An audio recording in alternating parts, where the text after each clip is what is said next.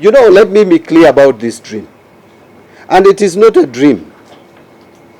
It is a commitment that we are going that direction. Why? We are starting a national infrastructure fund. And this national infrastructure fund is going to get the initial capitation from the proceeds of privatization and divestiture. We are targeting about 600 billion shillings.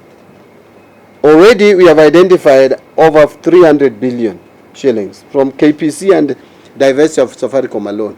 That will give us close to 350 or at minimum 300 maybe and 20 billion shillings. Then we will have to look for other sourcing of the rest of the amount. But we are not waiting. The moment we get these resources, we start the process. The process of crowding in private sector. And I've heard people saying, we are creating a private entity. This is not a private entity. This is going to be a limited, not all limited liability companies are private companies. I saw one legislator, a senator, speaking, and he has no understanding. He doesn't even understand. He is saying that we are starting a private company. There is nothing. This company is going to be a limited liability company which is formed under GOE, government-owned enterprise. From the word, it is a government-owned enterprise. Only that it is going to be commercially run. Only that it is going to be professionally run. Not like any other parastatals that we form and we bring politicians. In fact, in that fund, the board, we are saying if you have been in politics for the last 5 years, you will not be a board member. So we want to depoliticize this board. But it is a GOE. Let that go out clearly. I'm even hearing, how do we put public funds into private? There is nothing private.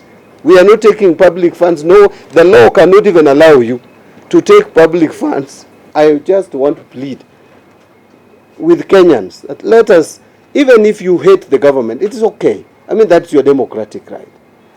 You don't have to, not all of us can love one side of the political divide. It is impractical. I mean, we would be foolish if all of us support one political side. We'd all be, in fact, I would wonder what a country we would be living in. In fact, if you see elections in other countries and someone gets 90%, you'd wonder if it is authentic, that is the outcome of the vote. I would say that that country needs to think again.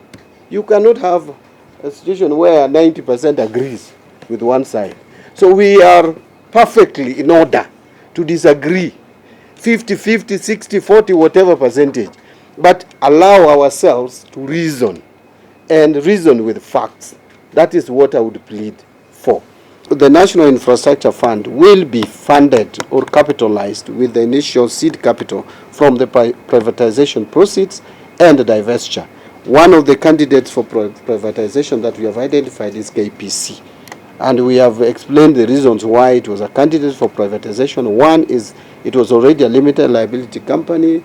It is a mature asset as far as our assessment is concerned. It's a profit-making parastatal, and one that clearly has all the advantages of reaching the point where it can be taken even to Nairobi Securities Exchange, and together with the Safaricom divestiture. So this will be the first two state-owned enterprises, or rather state assets that will go through the divestiture and privatization to help us realize the seed money for capitalizing the National Infrastructure Fund.